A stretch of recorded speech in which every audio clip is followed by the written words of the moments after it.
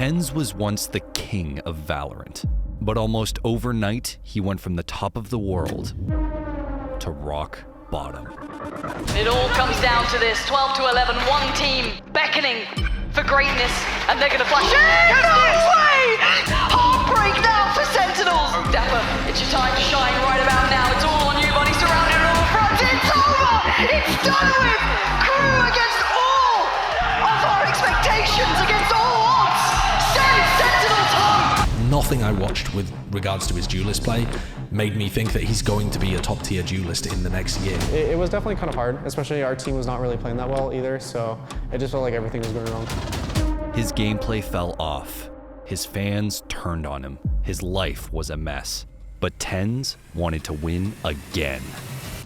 And now, Valorant's king has returned.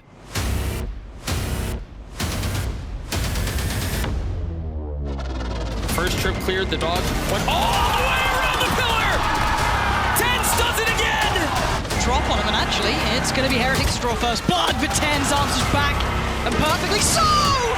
Welcome back to the international stage, TenZ! Bloody missed you. But No way! Oh, he's still going!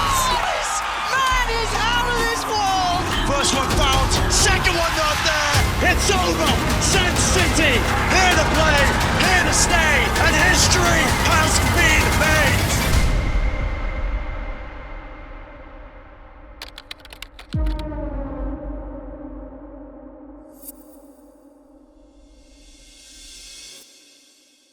Going into 2021, TenZ was on top of the Valorant world. He was the first international champion in Valorant history, dominating so hard it seemed like the Sentinels era would never end. And TenZ's mechanical prowess made him more than a champion. He was a superstar. Every time he turned on his stream, he had an audience of tens of thousands of viewers watching him do anything, from aim training to playing ranked to Osu. You will not kill my ally.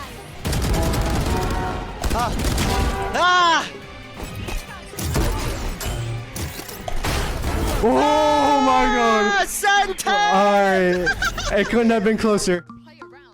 Tyson, wake up. You're playing on stage in 10 minutes. No, the thing is that low-key he'll get more viewers sleeping. It's weird on Twitch. Wait, everyone's just dead.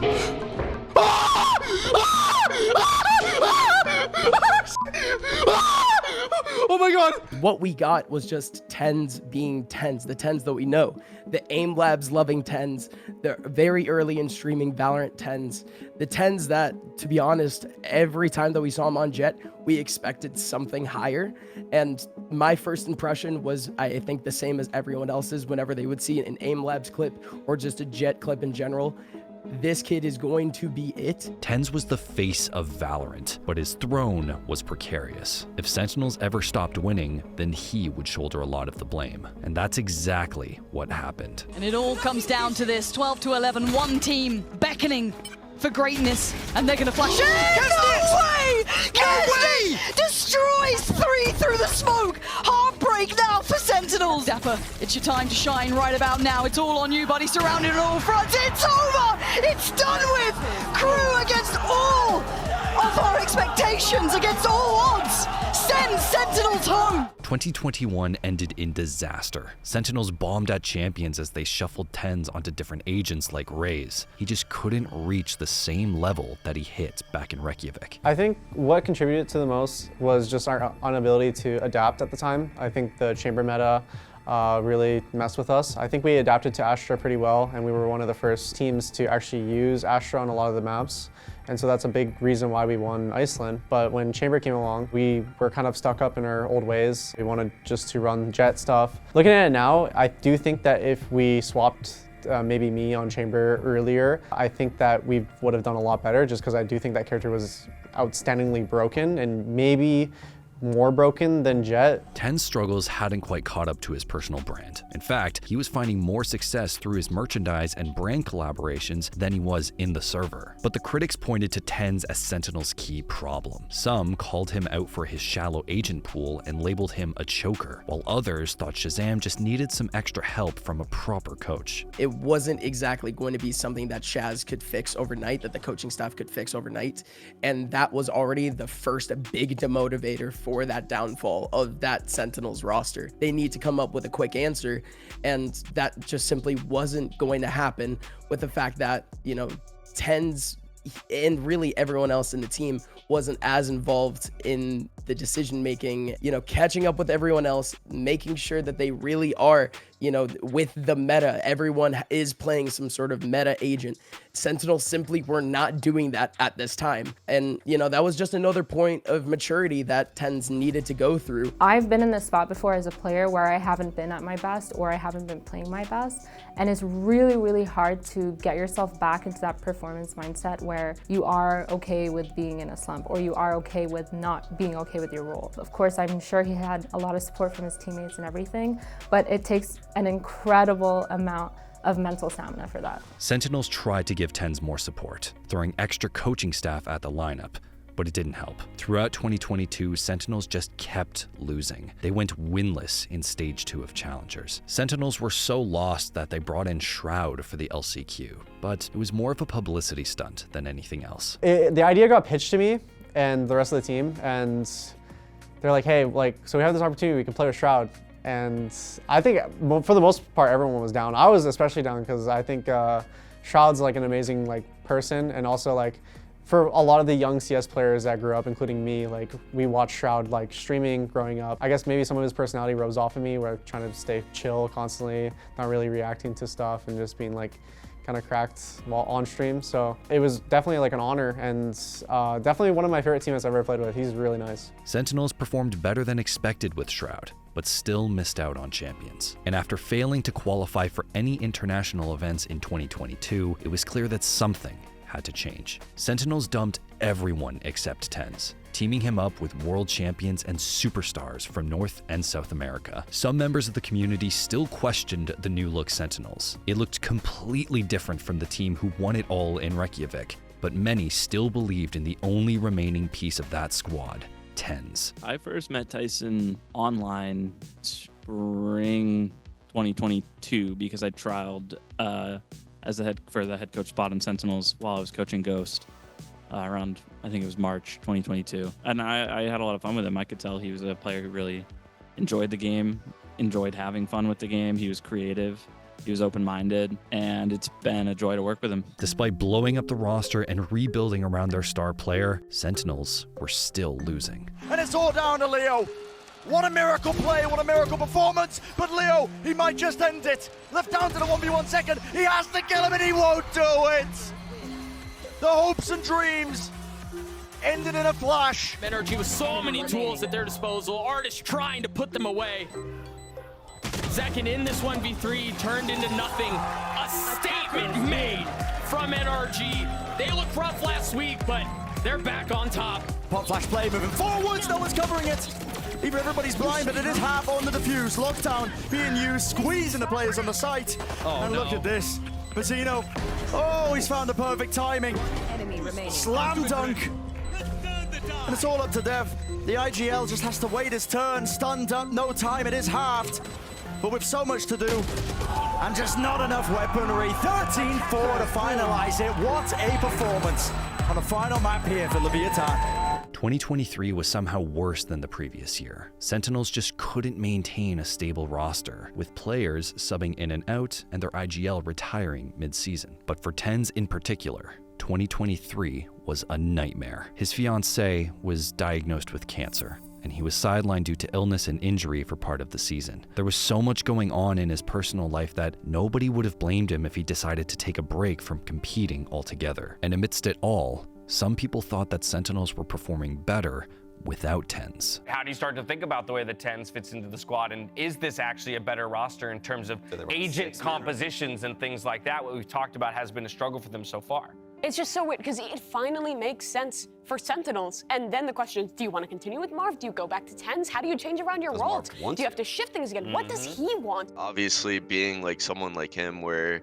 you have hundreds of thousands of people always following you and always rooting you on, or also hating on you if you're doing bad, it's tough. It's definitely tough for him, and he needs to be really strong and honestly just ignore a lot of the comments, but also, just keep playing his game. TenZ eventually returned to the starting roster before the end of the season, and the team managed to pick up some wins, but missed out on champions for the second year in a row. Sentinels had shuffled every other piece of their roster, meaning the only answer left was that TenZ was holding them back. He individually needs help and guidance, and I think also he needs a change of role. Nothing I watched with regards to his duelist play made me think that he's going to be a top-tier duelist in the next year. It just doesn't seem likely unless he puts in an enormous amount of effort and that same coaching during this offseason. I don't like watching stuff of myself too often, like on my free time. I try not to like click on anything. When I played Counter-Strike and stuff, I used to read like basically anything and everything about myself, and I realized that it would kind of tank my mental. The Valorant community turned on the ex-superstar. They even criticized his new mouse, forcing him to issue an apology to all his fans. For last year, I definitely think that I struggled a lot with just stuff outside the game. And I think for me, whenever stuff happens to me outside the game, I can't really focus on the in-game, because I do see it as like my life is like the big picture, and the gaming's kind of like a smaller thing of that. It's like kind of my hobby, my passion, stuff like that. But I do think that I'm not able to perform up to the level that people expect, especially when I do have stuff going on and I'm not in the right headspace to perform at that level. It was definitely kind of hard, especially our team was not really playing that well either, so it just felt like everything was going wrong. But Sentinels weren't willing to give up on TenZ. When you're at your lowest, when life seems at its most grim, when your money isn't working for you the way it should, only one app can save you. Seb, man, the Cash App ad, it's not supposed to be in The Voice. Why are you doing The Voice? It's Cash App, dude. It's like important. If you direct deposit your paychecks, you can get free overdraft coverage. How many times do I have to tell you? It's a normal thing. People use Cash App every day. Just use your normal voice, or else. Okay. In the most incredible deal in esports history, Cash App will give you up to $50 of free overdraft coverage when you direct deposit at least $300 in paychecks per month in the app. Seb, I swear to God, man, just say it normally. You do not want to piss me off today. Grant yourself peace of mind and get that little extra bit of protection with Cash App's free overdraft coverage. Don't say I didn't warn you, Seb. What are you gonna do? Was that a fucking fish? What else have you got? Guess you're about to find out.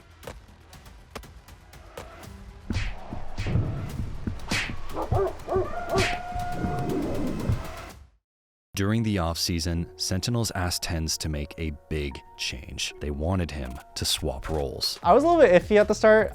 Definitely playing smokes and getting used to it, it definitely feels not as fun at times, just because you do have to be you have to value your life a lot compared to maybe duelists that I was playing before. Tyson's only changed roles, and I knew he could play like a lot of these roles because when we first started on Cloud9, not a lot of people know this, but he wanted to play Viper. He wanted to create a bunch of Viper setups, Viper gimmicks, everything with Viper, so I knew like he could play any role that he set his mind to. This was a huge deal. TenZ's whole identity as a player was being a duelist who fragged out. Now he was being asked to run agents like Omen and provide more utility for his team. You can be put on the side of the map a lot more. You can be a lot less in the action, and at the same time you have to be constantly updating the minimap, like seeing what's going around, seeing what smokes you have to throw, like how you can support teammates. I do like the aspect of Omen, having the flash and being able to support people through the smokes, but I do think that anchoring is not really my forte even still, but I am still getting better at it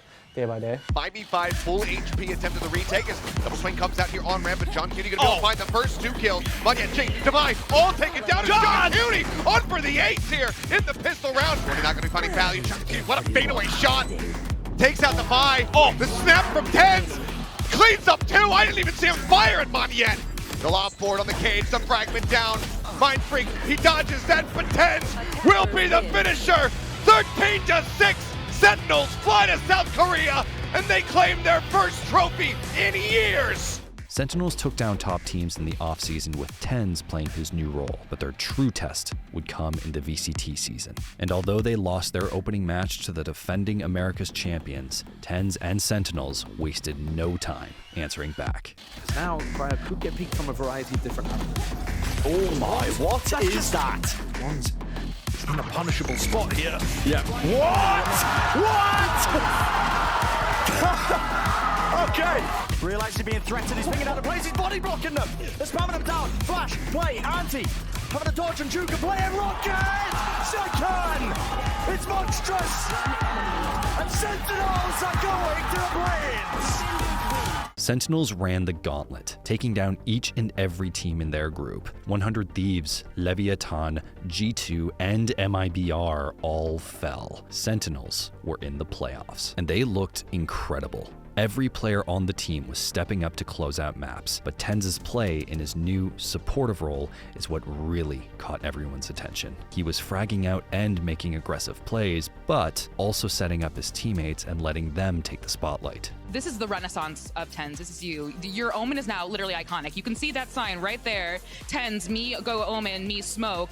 Literally, it's so iconic. You talked about it before, but talk to Sen City in the audience about what it's like what it's like being on Omen and being on these different roles than you were used to in the beginning of your career. Yeah, it's definitely really interesting since I never really played the role previously. I've been getting more comfortable on it. I've been adding my own flair to it, so I've been having fun. The changes worked. TenZ was now one match away from qualifying for an international event for the first time since Champions 2021. But the best team in the world was standing in his way. NRG were America's team, but TenZ was ready to solidify his comeback. I personally felt that NRG, they played really slow and they contacted a lot, or they would kind of kill sound around the map and then pop. So I was able just to get on top of that box. I saw a little gap and I knew that they would run into the crosshair there. First trip cleared, the dog went all the way around the pillar! TenZ does it again! But can they counter? No! TenZ with 4, second gets the last! OT on the cards! TenZ is still alive here. And he still wants side with the up! Trying to land the shots of Shorties! Missing everything, going wide! He's out! And now John QT shows up and he peeks back in! As he re-aggresses and re-peeks. Oh my gosh. Now with the Shorties still! Oh my gosh, it's not planted for him! It's gonna be a 2v5. Can Demon 1 pull this off? Oh! Can he pull it off? An Angel of Deliverance is instantly clipped from his wings! Looping around, having to reload. Where's the cover? There it is. Crashy Saucy, a 1v1. Oh, he's so confident. 4 bullets left. Switches weapons. Time is of the essence. And that's all it'll be. For years, the fans have to have a reason to celebrate. But tonight, Sen City burns red. Welcome to Madrid. Sentinels dominated NRG on the deciding map, and TenZ top fragged the server while playing smokes. But the grand finals against Loud wasn't just a seeding match. The winning team would receive 3 championship points to give them a head start towards Champions qualification. TenZ and Sentinels rose to the occasion. After a 5-game bloodbath, TenZ emerged as the MVP, taking Sentinels to Madrid as the America's champions. You will be going to Madrid as the America's Kickoff champions. What does this mean for you to have seen your team's journey and make it this far? Yeah, I'm just really proud of the team. Appreciate all the fans that have been cheering us on. It's been amazing. It's just been an experience. So yeah, I'm excited. And in his return to the international stage, TenZ popped off. Let's see who gets the drop on him, and actually, it's going to be Heretics to draw first blood, but TenZ answers back, and perfectly so! Welcome back to the international stage, TenZ. Bloody missed you. But no way! He's still going! What? This man is out of this world! That was definitely like a moment where I was like, okay, I'm back. Like, I've been out of the VCT like international stage for so long, and so being able to come back and just do that on my first round was very like on the script.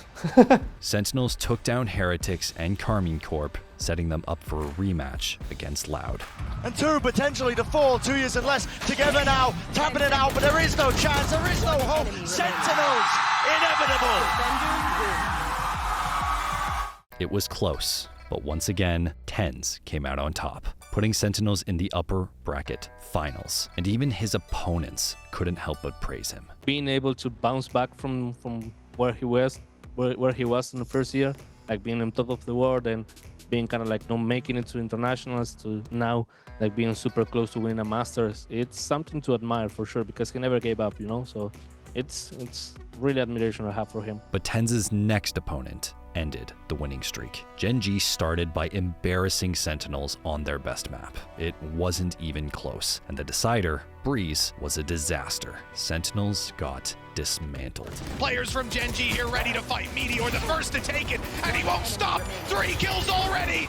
It's left it all to Sassy, and it's done just like that. Tag is received. Thunder's Fury is popped. Push up by Sassy. And a headshot angle. 1 by Texture with 2 kills and a 3rd. He retook it all by his lonesome. And it's Sassy to look to punish. John QT gets it half, but they're both extremely low. The time is running out, and now it's gone. History for Korean Valorant as Gen G 13-3 Sentinels.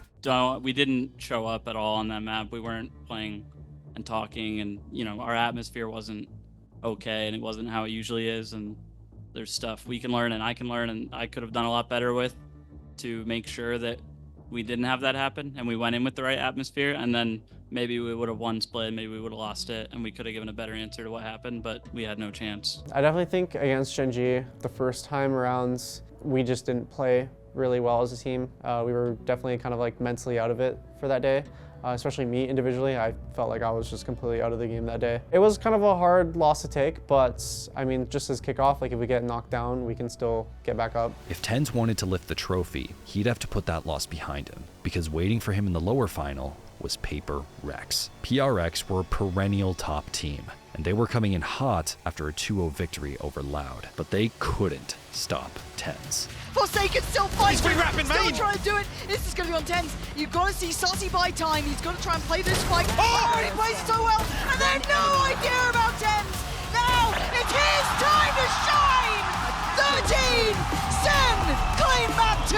For TenZ, still here already, herding them around this map and waiting for that cross. Sharp as ever, he's getting 1, he's gone to 3 anymore. He's at least got wingman as well, but TenZ just holding that cross. But it's down to 1v1, and of course it's going to be TenZ. Is he the one to do this for them? The return to the international stage like this. Can you be the man to step up? Mindfreak on the other side. He's going to hear this. Did he spot him? Did he see him? 2 already in the round. A 3rd would be needed. He's creeping closer. Mindfreak's not stopping. He's got to check. And he does! Sentinels are going to the grand finals! TenZ and Zekin dominated PRX with a combined 161 kills to earn Sentinels a rematch against Gen G in the grand finals. TenZ's play allowed Zekin to shine, but even in a more supportive position, TenZ was still finding ways to make the role his own. I'm kind of speaking for him here, but he's always said that he likes to play a self-sufficient role, like a role that he can kind of be alone on and do what he does best.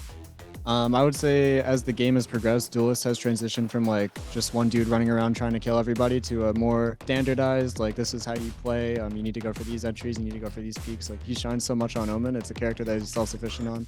He can go for stuff and then TP out. Transition to Omen has definitely like suited his playstyle. After we beat PaperX, we knew that the Gen G match was going to be tough, considering the fact that there is the advantage of like being able to, I think they get to ban the first 2 maps and then pick the first one as well. It was definitely really tough, and being able to play against their better maps first was difficult. And a hell of an advantage waiting for them. That double map ban looks brutal to try and get. There are players here. Great dash forwards with that flash. It's all combined and calculated. Munchkin layers it down now with the pits.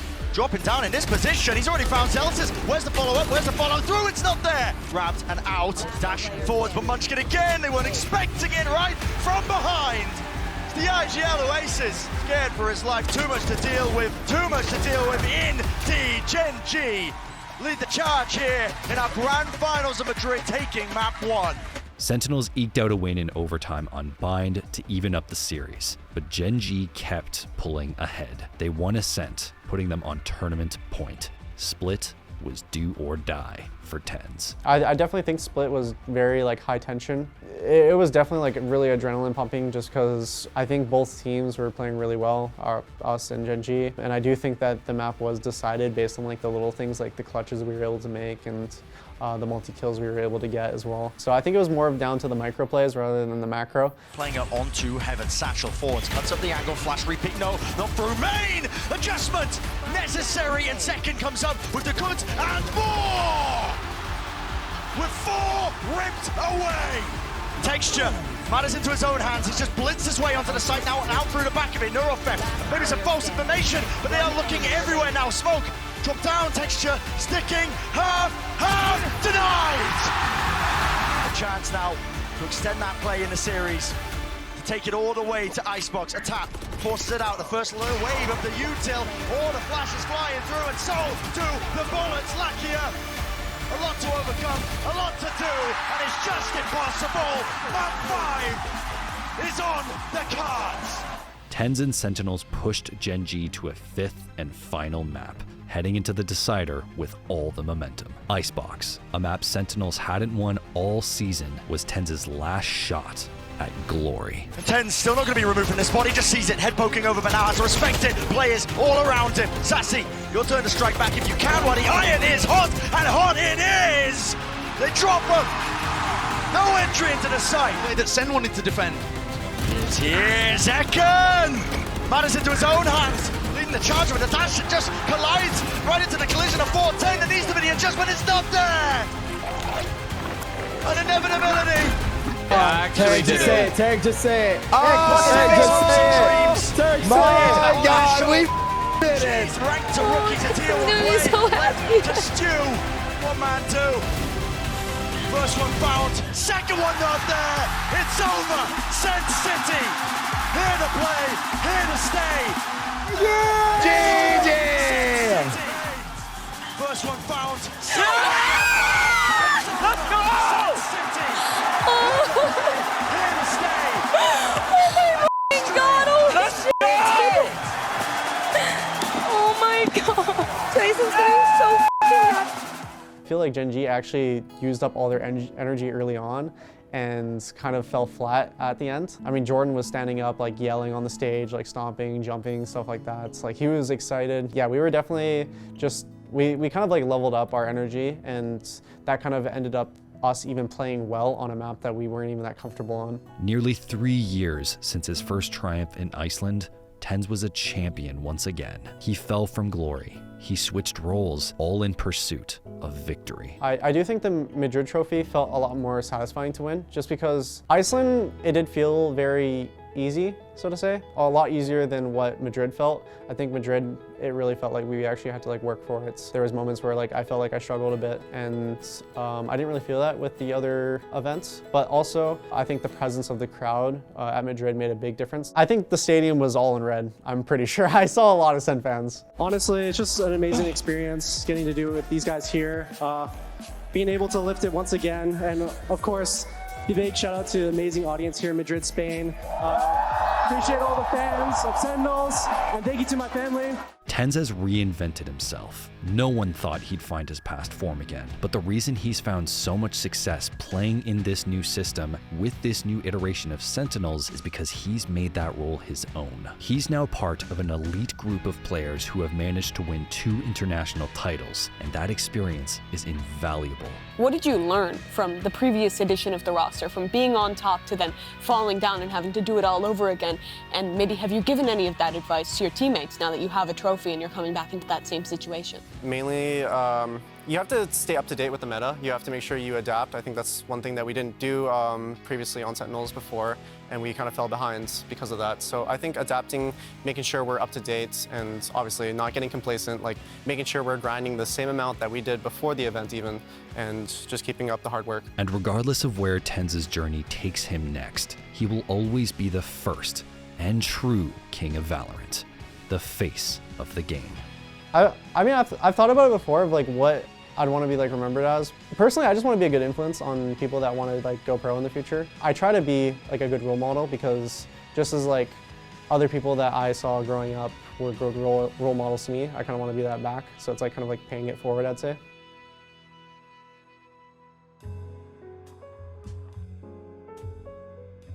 Thanks for watching. If you want more content like this, hit the sub button and ring that notification bell. For unique bite-sized videos you won't find anywhere else, hit up our Instagram, Twitter, and Facebook pages.